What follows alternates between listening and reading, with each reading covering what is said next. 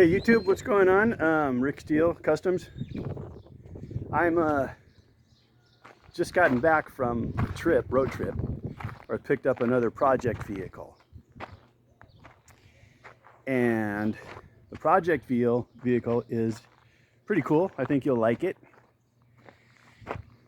I'm not going to tell you how much I paid for it, but I would like and appreciate it if you took a guess and put it in the comments section below. Also, while you're in the comment section, go ahead and click that like and subscribe button. Hit the bell icon if you want to see more of this particular project vehicle that I picked up.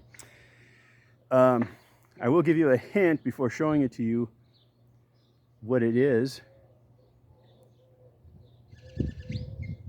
The hint is my t-shirt. It's a good hint.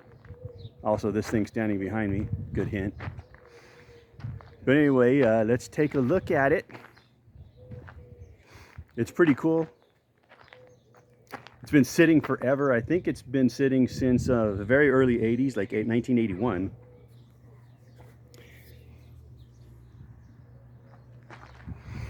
And right now, all I'm seeing is black screen. So bear with me if this thing isn't fully in the frame.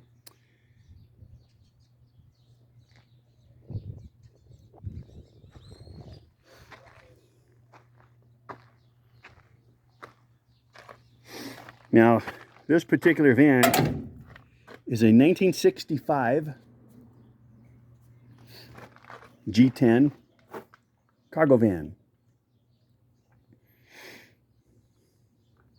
And this is exactly how I got it. I got it home last night at about 11 o'clock p.m. And I found this thing on Facebook Marketplace. It is absolutely rust-free. Well, I'm going to say 98% rust-free. Unless you want to count this very light surface rust here as being rust, or this one little hole here. Okay, and this is not even a hole. It's just like a blister. It's pretty solid.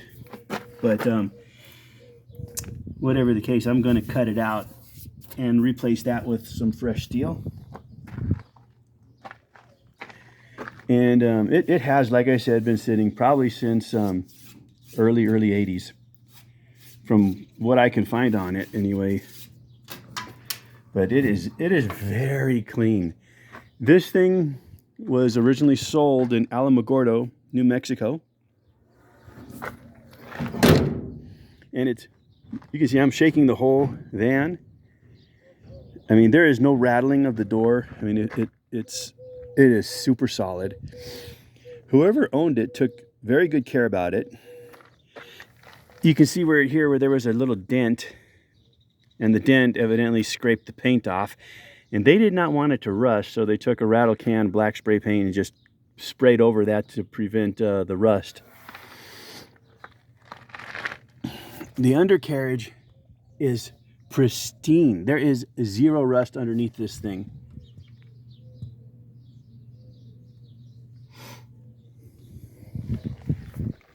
It has been sitting for an extremely long time. In fact, the DOT on these tires, that's a good way to determine how old the tires are and how old when the last time it was on the road. Now, I don't know how to read this. It just says 5, looks like 527. That 7 could be 87. I don't know. If you guys know, put it in the comment section. And the DOT on this one,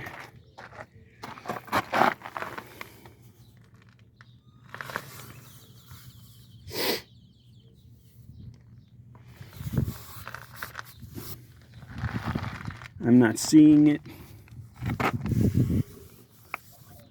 Huh. It might be on the back side. Don't see it on that side. Really, the only bad about it, of course, is the windshield. And busted turn signal. And the worst part, though, for me, is the missing bumpers. It's missing both front and back. And these dents here, that's actually a factory crease when it was manufactured. Same as this. And this is red oxide primer from just below the paint. Again, you can see this was, I'm not sure, I think this is probably where the antenna went. The rain gutter, the whole roof, there's just no rust on this thing.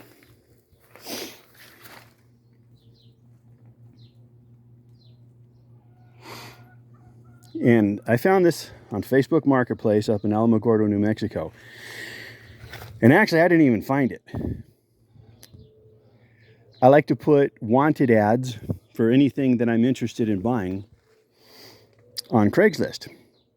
And there was this guy, a local guy, saw my ad. He was a vanner and he wanted to talk to me about vans.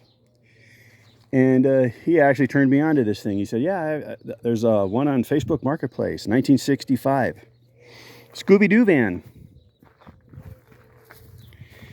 And he sent me the link. And I saw it and I knew right away this thing was a diamond in the rough.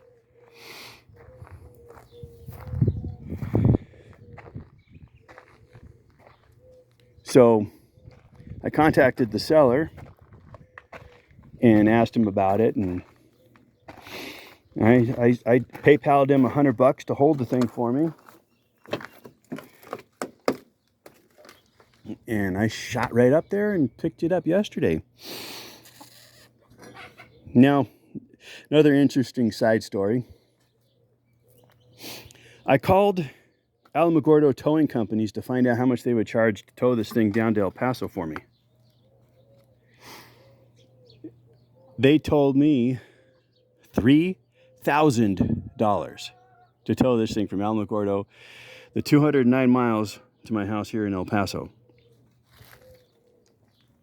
It does have a little bit of rust right here. Easily fixed. I'll make a small patch. And small dent here. Easily pulled. The back doors, if you look at the seams, the gaps are awesome.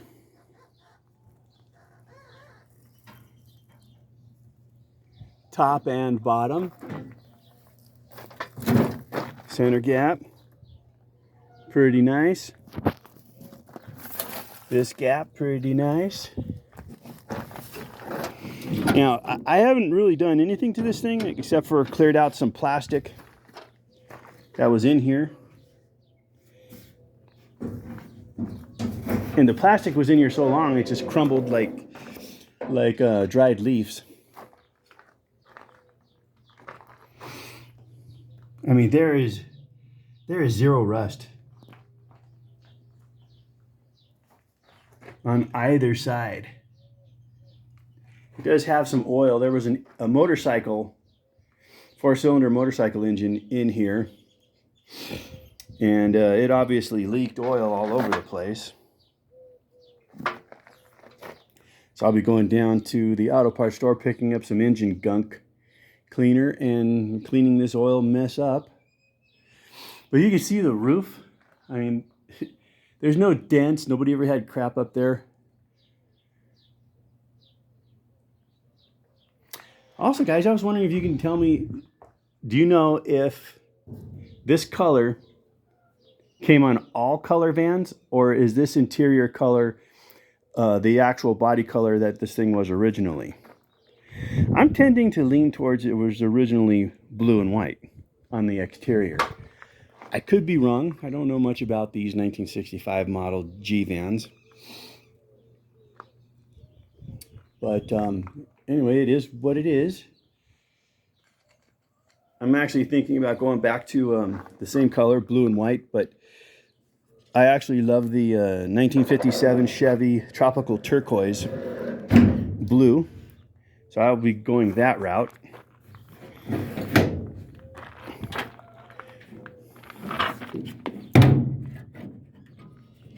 But again, look, I'm shaking the whole van and there's no rattling.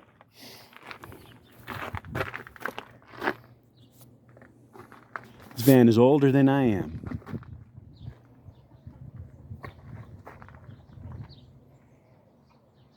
No sunroofs, no side windows.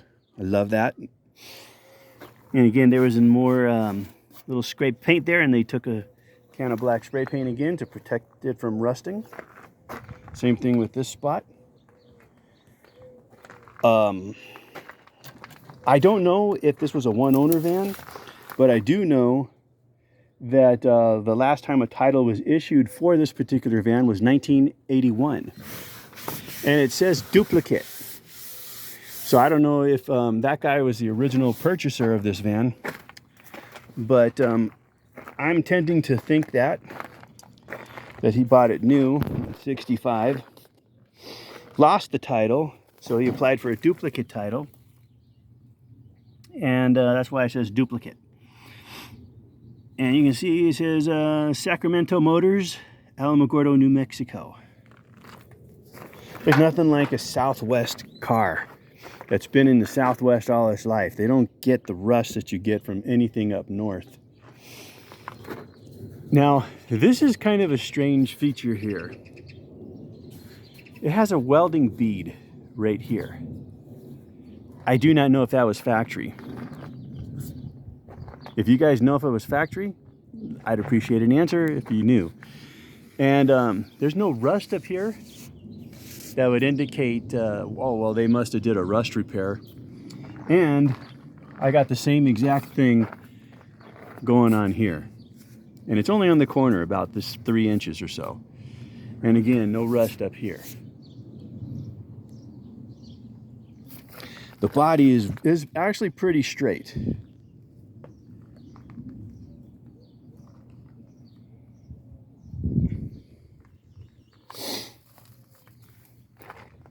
Does have that dent, this dent,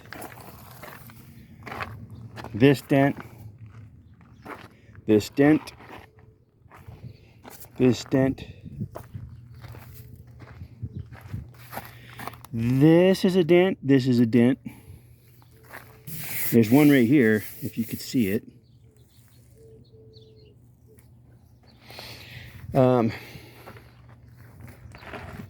The other bad thing is this particular door is missing the door lock. But I believe it is the same for C10 pickup.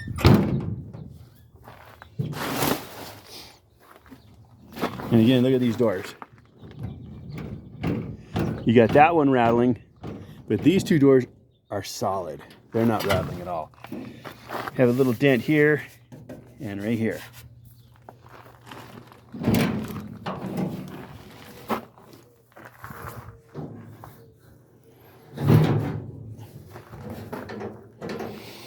And the door, the floor is pretty covered with dirt. And I got some parts. I think they're for either a G10 Chevy van or a C10 Chevy pickup. I got both upper and lower control arms. And a set of coil springs, which looking at the coil springs, they look to be 1 ton. Or certainly 3/4 ton. So those might be for GMC, like a 2500 pickup. Maybe even a 3500. I don't think they're 1 ton, but whatever. The van has no engine, no transmission, but who cares? It was probably a 165 or straight 6. I know it was a 6-cylinder. They didn't start sticking V8s in these things until 67.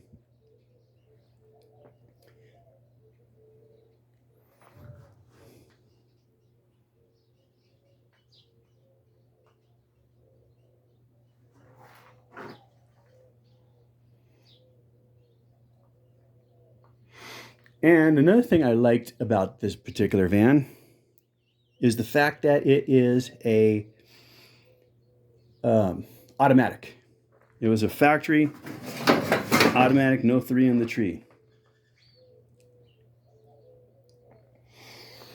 But it does have the drive shaft which is excellent. That's a really good thing to have. I don't know. I'll probably still have to modify it. Probably making it shorter, because I'm probably going to go with a 700R4, which I believe this thing came with a Power Glide transmission. Also, it has this cardboard box, which to me appears to be possibly something that the factory stuck in. Again, I don't know. All I do know is it's actually a battery box.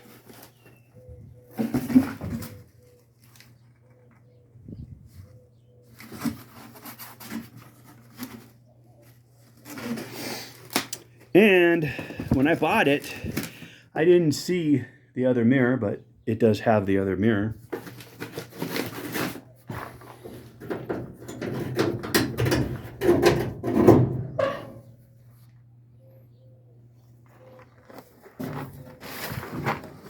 And look at these doors. You look underneath, got zero rust.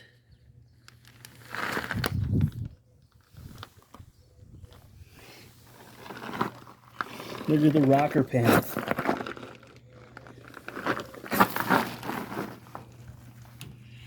Maybe a little starting to bubble right here a little bit.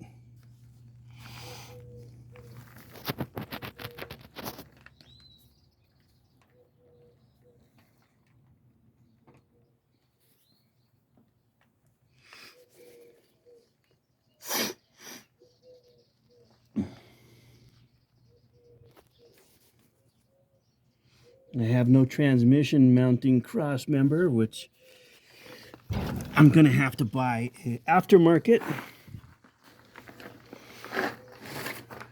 Unless I can find a factory.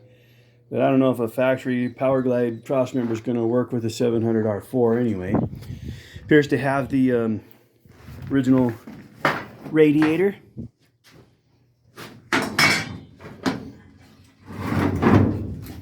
And the radiator mounting bracket.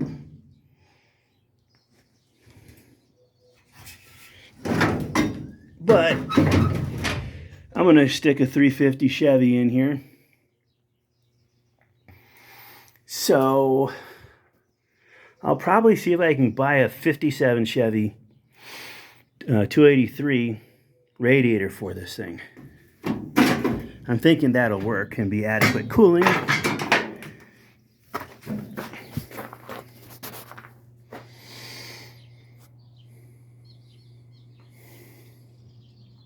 These things are kind of interesting because of the way they ride over the front axle.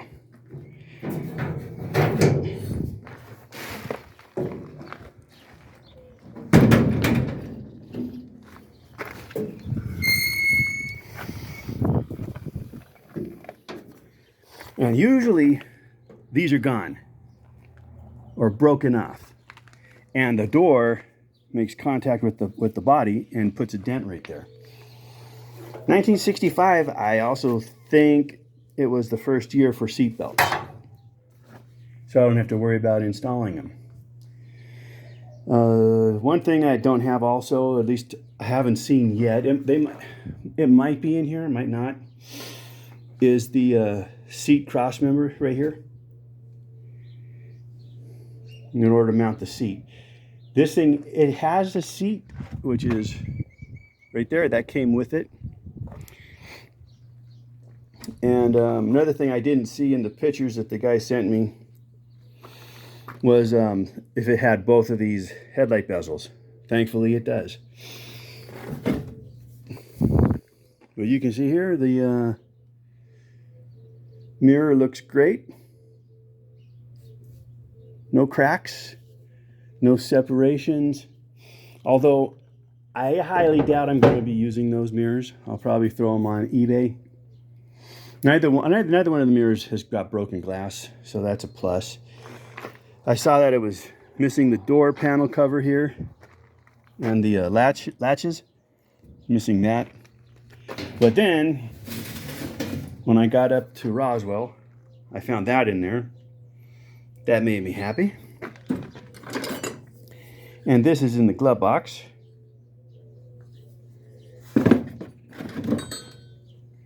This is in the glove box. Very cool. In fact, I didn't know about that until right now. And the door handle is in the glove box. Very cool. Armrests are destroyed. I'm going to compare one of my later model G10 vans, G20 van armrest to see if they'll actually have the same bolt pattern. I don't know how hard those are going to be to find. This is where it usually will get rust.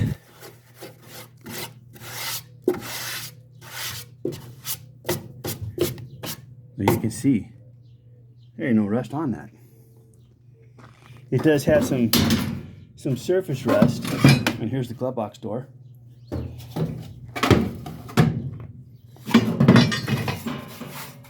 does have a little bit of surface rust here, but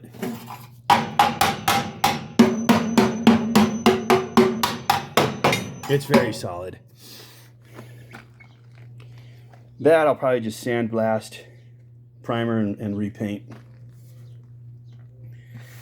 The rest of the floorboard is excellent. There's no surface rust on the driver's side. It only got it on this side. The original door seal is pretty much intact still, which is kind of unusual. All the way around. And it does have some light surface rust here. But that's nothing.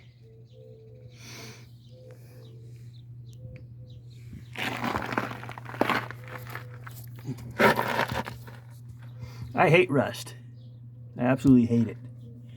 It's for me. It's. I'd rather have a rust-free car, truck, or van missing an engine and transmission than one with an engine and transmission and a rusty body. And let's see about the DOT on this thing. Oh, it's another Firestone, so it's going to be probably on the inside because it's apparently not on the outside. Let's check this back tire.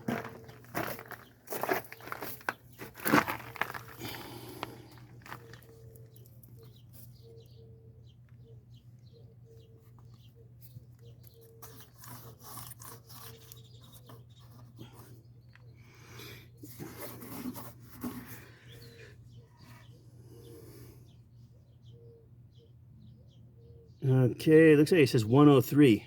RDA 103. I have no idea what that is.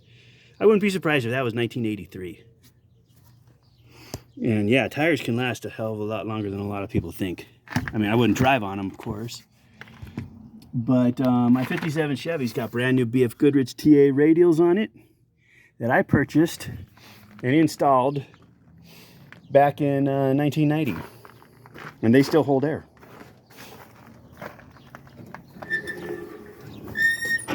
That's one of the bad things about building cars, at least with me. I like to start from the ground up, and that always means new tires and new wheels.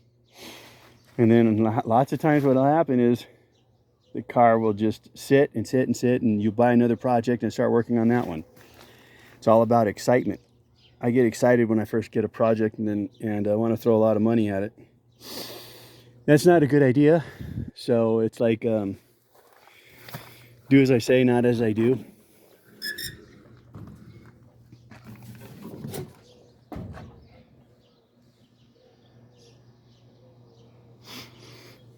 No rust.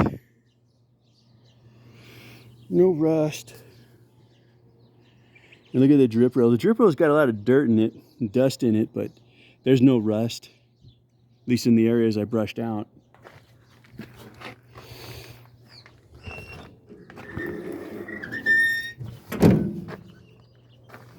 Very cool. Very cool. But anyway, yeah, so I'm gonna paint it tropical turquoise, 1957 Chevy tropical turquoise. That's the most beautiful turquoise I've ever seen. And I'll probably paint the roof white. I don't think I'll keep this white stripe going down the side. And the reason for that is because if I want to change this thing into a Scooby-Doo van, I can either buy the what's it called, where they wrap it. You can have a custom wrap printed out for Scooby-Doo logos and the sides, and I could do that right over the turquoise with a green Scooby-Doo wrapping, and it'll look awesome. This has got like some kind of factory weather caulking on it. This is not rust.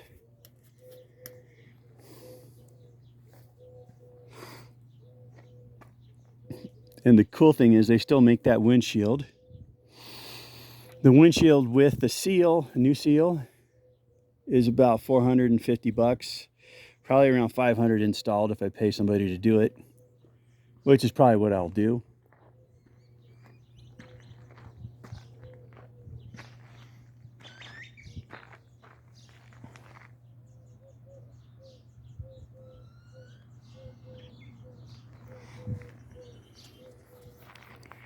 Another cool thing about this is a lot of these things, if you can find them, you know, used in a condition like such as this, you're going to find that you're going to be missing a lot more than just the engine. Like this plate, for example. These are ultra rare to find on a van still that's been sitting all this years. I imagine this thing is going to be extremely rough riding. With the front leaf springs, but I really don't know. I never driven one before, but it is kind of interesting. I can't wait to see how the ride is with the driver seated right over the tires. And when you go around corners, it's probably going to feel kind of like a forklift, because the front is going to kick faster than the steering. You ever seen a bus go around a corner? In the rear of the bus swings around. I'm guessing it's probably going to do something similar to that.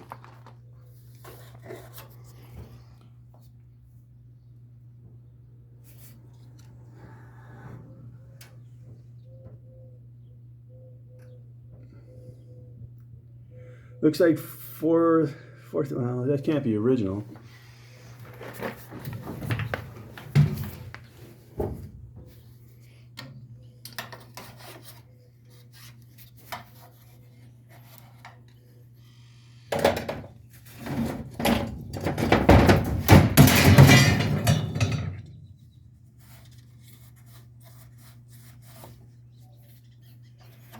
Looks like 4,645 on the clock, so probably 100.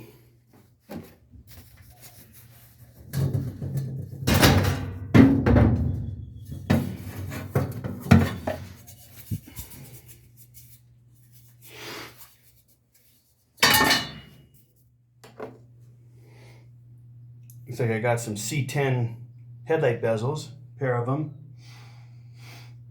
So that's pretty much confirming what I thought. Those are C10 upper and lower control arms.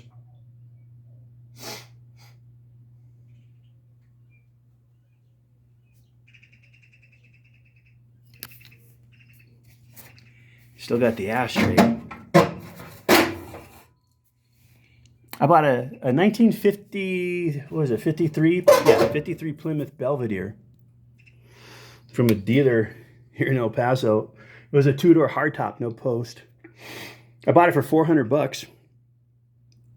And when I got it home, I opened the ashtray and I found 14 silver 50-cent pieces, all from the back in the 50s. I still have those. I don't have the Belvedere no more. And somebody bought some sun visors for it, although those are not exactly for this vehicle, but you know what? I think they're going to work. And I think this is probably the parking brake,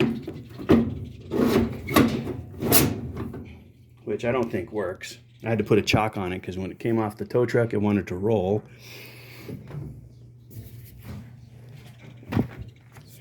And as you can see, no 3 on the tree.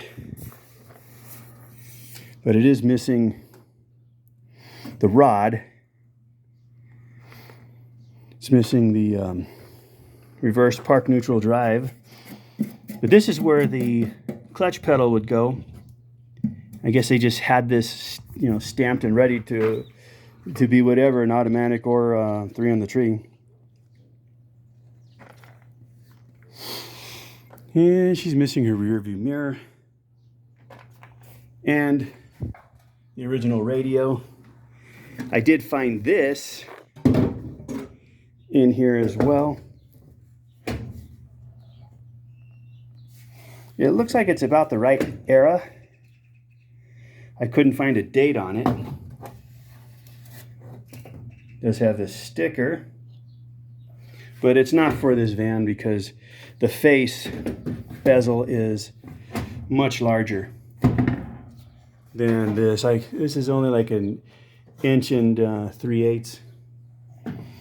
And this is a little north of 2 inches.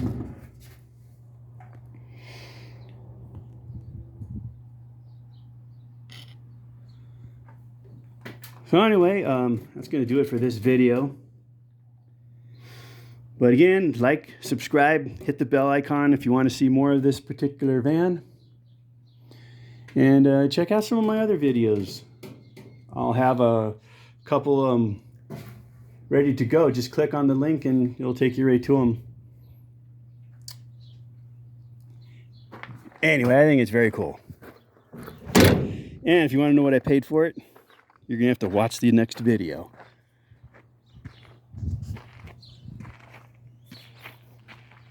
Rick Steele Customs, out. Let's go, Brandon.